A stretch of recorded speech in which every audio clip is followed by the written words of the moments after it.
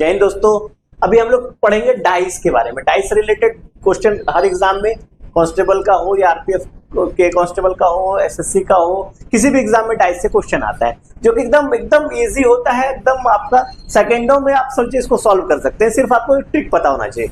ठीक है, मैं आपको बताता हूँ डाइस के बारे में। डाइस देखिए, जनरली डाइस का जो है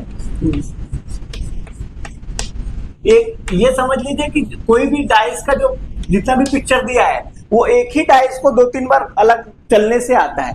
जैसे एग्जांपल है इसमें कि यहाँ पर सामने फेस में 2 है, यहाँ पर ऊपर में 2 है, यहाँ पर 5 है और यहाँ पर 1 है, यहाँ पर 4 है, यहाँ पर 3 है। तो अब सबसे पहले देखना है हम लोगों को कि ये डाइस जो है वो स्टैंडर्ड है कि नॉन स्टैंडर्ड डाइस है। सबसे फर्स्ट चेक करना है कि डाइस स्टैंडर्ड है कि नॉन स्टैंडर्ड है, क्योंकि डाइस को जब पहले ये पता करना है कि डाइस अगर स्टैंडर्ड है तो एकदम इजी है। पहले तो पता कैसे करेंगे कि सब डाइस स्टैंडर्ड है कि नॉन स्टैंडर्ड है।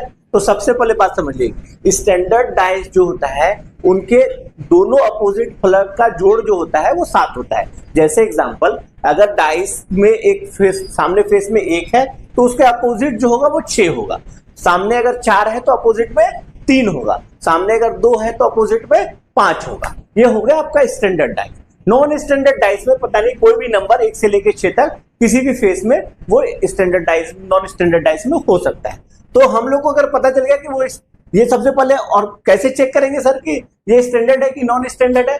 अगर हम स्टैंडर्ड डाइस का जो नॉन स्टैंडर्ड डाइस का क्या है, हम चेक कैसे करेंगे कि कोई भी 2 फेस जो है, अगर कोई 2 फेस को जोड़ते हैं, जैसे 5 1 6, 5 2 7, 2 1 3, तो इनका जोड़ जो होगा कभी भी 7 नहीं होगा। अगर वो स्टैंडर्ड डाइस होगा तो कभी भी 7 नहीं होगा, क्योंकि हमको जो फेस दिखेगा वो स्टैंडर्ड डाइस का फेस में उसके एक कोई भी नंबर दिखेगा तो उसका अपोजिट नहीं दिखेगा हमें।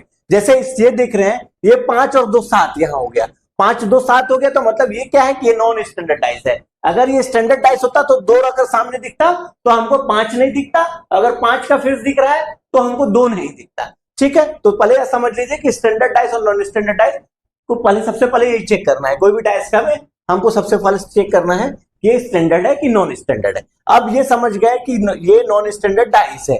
जैसे इसमें भी देखिए 4 और 3 7 हो गया, इस दोनों का जोड़ 7 हो गया, मतलब ये नॉन स्टैंडर्ड डाइस है। एक ही डाइस का दो बार चला हुआ चाल का फेस है ये। तो हम इसके लिए सबसे पहले जानेंगे कि हम अगर देखते हैं इसमें कि इसमें क्या नंबर कॉमन है, तो जो नंबर कॉमन है वहां उसको सबसे फर्स्ट में लिख दिए।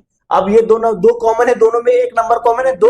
उसके बाद इसका क्लॉकवाइज से या एंटी क्लॉकवाइज से घुमा के लिख लेंगे। जैसे क्लॉकवाइज से कहने का मतलब है 2 के बाद कौन सा नंबर है, 1 है, 1 के बाद कौन सा नंबर है, 5 है। ये क्लॉकवाइज घूम गया, घड़ी की सुई की तरफ से। अपोजिट करेंगे तब भी कोई फर्क नहीं पड़ेगा। जैसे 2 है, देखिए एंटी क्लॉक में 2 के बाद क्या है, 5 है, 5 के बाद क्या है, 5 के बाद 1 है। तो ऐसा भी लिख सकते हैं, इधर लिख दिए।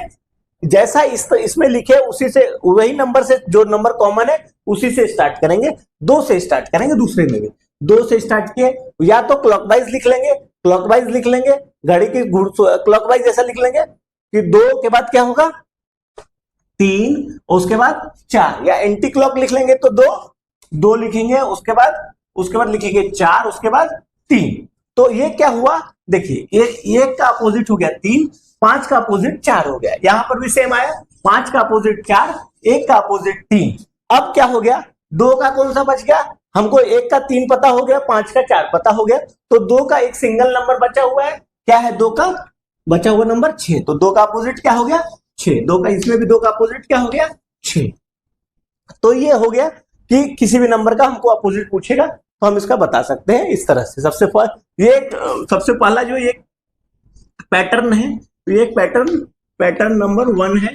ठीक है, जिसमें एक फेस कॉमन दिखता है, पिक्चर दिया रहता है और हम लोगों से पूछा जाता है एक नंबर का अपोजिट। जैसे इसमें पूछेगा कि 5 का अपोजिट में कौन सा नंबर होगा। इस तरह के पिक्चर में जब भी आपको दिखे जिसमें एक नंबर कॉमन हो, दोनों डाइस में एक नंबर कॉमन हो, तो वहां से हम उस नंबर को सबसे फर्स्ट लिखेंगे और उसके बाद क्लॉकवाइज हम पूरे नंबर को लिख देंगे। क्लॉकवाइज या एंटी क्लॉक जैसा होगा आप लिख सकते हैं। क्लॉकवाइज लिखेंगे तो 3 4 और 2, उसके नीचे में फिर उसी नंबर से स्टार्ट करेंगे दूसरे डाइस का भी, और उसका भी क्लॉकवाइज लिखेंगे। 3 के बाद 1, 1 के बाद 5, तो इसमें हो गया 4 का अपोजिट 1 और 2 का अपोजिट 5। तो हमको 5 का अपोजिट पूछा था, तो 5 का अपोजिट 2। Thank you.